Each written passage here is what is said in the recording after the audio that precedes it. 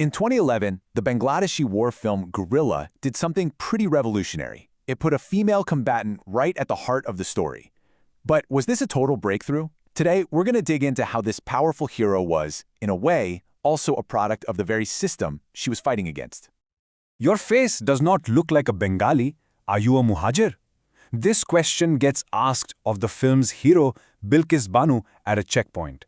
And it throws us right into the core of the whole movie.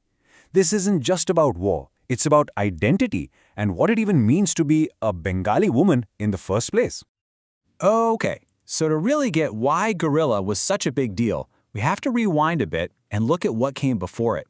For decades, Bangladeshi films about the 1971 Liberation War had a very specific way of showing women. For a long time, the formula was super simple, and it was split right down gender lines. Men were the heroes, the active freedom fighters.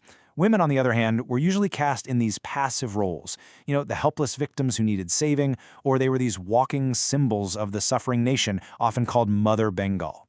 They were important to the story for sure, but they rarely had any real power. But then, in 2011, 40 years after the war, Guerrilla hits the scene. And it doesn't just bend the rules. Oh no, it completely shatters them. And this is what made the film so absolutely radical. It wasn't just another story that happened to have a woman in it. For the very first time, a major Bangladeshi film put a female combatant, Sayyeda Bilkis Banu, front and center, right in the middle of all the action. And just look at who she is. Bilkis isn't some one-dimensional character. She's a professional banker, a wife taking care of her mother-in-law, and a seriously active freedom fighter. The entire war unfolds through her eyes as she's looking for her lost husband and getting deeper and deeper into the resistance. Her story is the story. So how does the film build this incredible character, this new Bengali woman? Well, it does it by constantly putting two sides of her identity into this really fascinating conflict, the traditional side and the modern side. So on one side of the coin, you have Bilkis as the perfect traditional wife, or Bado. Now this is a role that's super ingrained in the culture, representing devotion, care, and a strong connection to home. I mean, the word itself tells you so much. The literal meaning of Badu is someone who has to be supported and carried.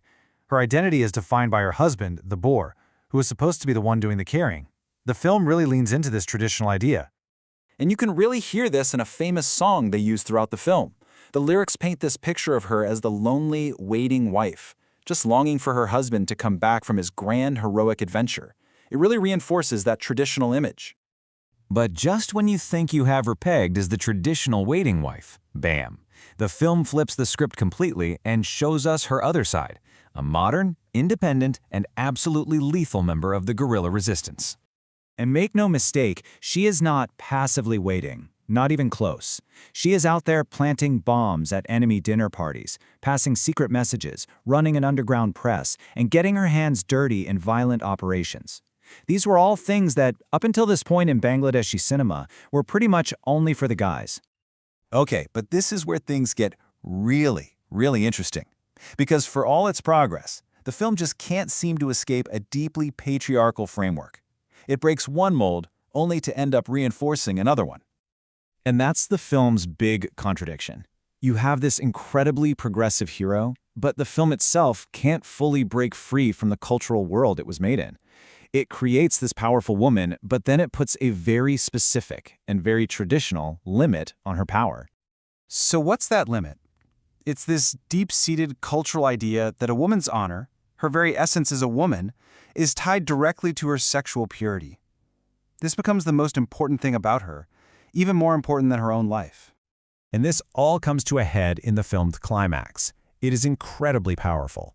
So, Bilkis gets captured. She's about to be assaulted by a Pakistani major, and in that exact moment of all things, she finds a bomb in the room. Her final act of agency?